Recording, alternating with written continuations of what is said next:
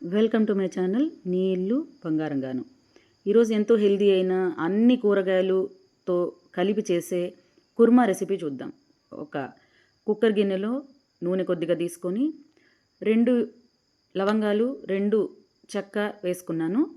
ఆ తర్వాత ఒక ఉల్లిపాయని పొడుగ్గా కట్ చేసుకొని దాంట్లో వేసుకోవాలి.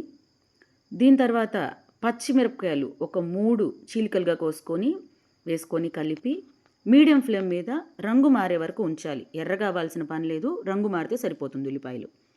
దాంట్లో అల్లము, తెల్లగడ్డ చెక్క కచ్చా పచ్చగా దంచుకొని వేసుకున్నాను. అది పచ్చివాసన పోయే వరకు వేయించిన తర్వాత 2 టమోటాలు పెద్ద పెద్దగా కట్ చేసుకొని, నేను ఒకటి నాటు టమోటా మా చెట్లో కాసింది, ఒకటి మార్కెట్ నుంచి తెచ్చిన హైబ్రిడ్ టమోటా వేసాను అనమాట. దాన్ని కలిపి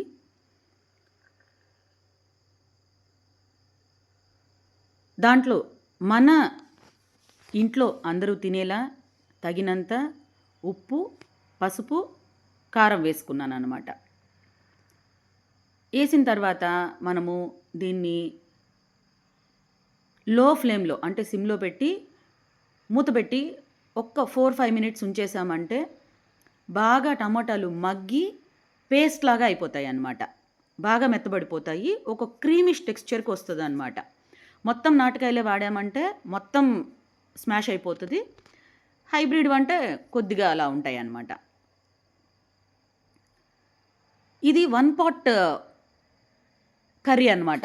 అంటే డిఫరెంట్ గిన్నెల్లో వండుకోవడం అన్నీ కాకుండా ఒకటే దాంట్లో గబగబా కూరగాయలన్నీ కట్ చేసుకొని పెట్టుకొని అన్నీ రెడీగా పెట్టుకున్నామంటే, ఇంగ్రీడియంట్స్ అన్నీ పక్కన పెట్టుకున్నామంటే చాలా త్వరగా 10-15 మినిట్స్ లోపల అయిపోతుంది అన్నమాట.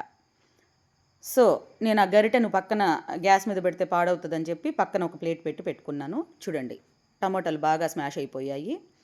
దీంట్లో నేను కట్ చేసుకున్న capsicum, carrot, beans and carrot వేసుకున్నాను. దీంట్లోనే ఆలు కట్ చేసి కూడా ముక్కలు వేసుకున్నాను.